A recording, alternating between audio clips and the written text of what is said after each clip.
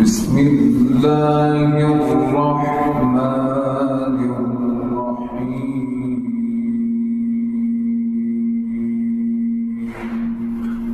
ما كان على النبي من حرج فيما فرض الله له.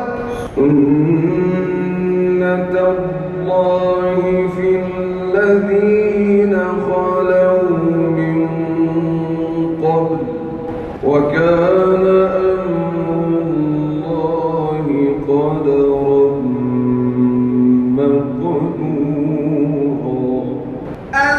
الذين يبلغون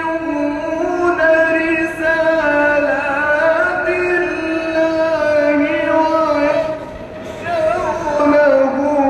ولا يخشون أحدا إلا الله وكفى